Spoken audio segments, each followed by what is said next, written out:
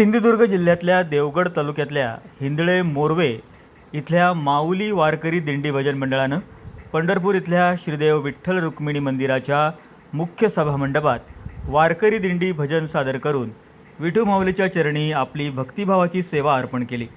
या अपूर्व सोहळ्यानं संपूर्ण विठ्ठल मंदिर परिसर भक्तिरसात न्हावून निघाला होता।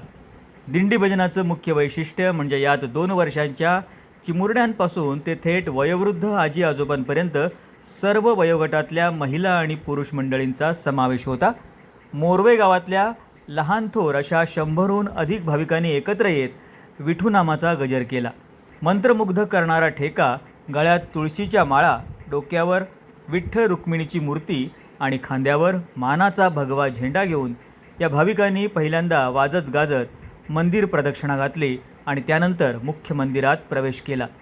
दिंडी भजनादरम्यान मोरवे इथल्या कलाकारांनी आणि भाविकांनी विविध संत आणि ऐतिहासिक पात्रांच्या हुबेहूब भूमिका साकारल्या होत्या।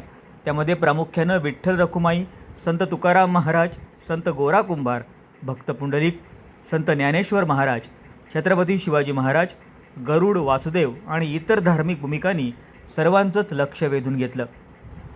या जिवंत देखाव्यांमुळे आणि भजनाच्या स्वरांनी पंढरीचा संपूर्ण परिसर दुमदुमून गेला होता।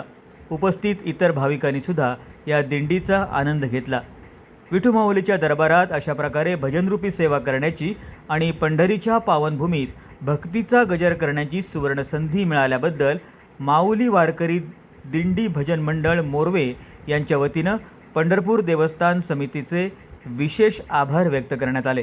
देवगडच्या वारकऱ्यांचा हा भक्ती सोहळा पंढरपुरात चांगलाच चर्चेचा विषय ठरला।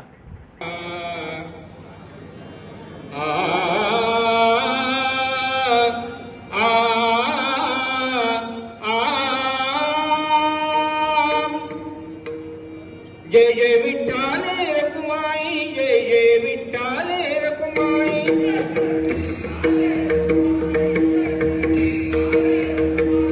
जय जय विठ्ठल रखुमाई, जय जय विठ्ठल रखुमाई।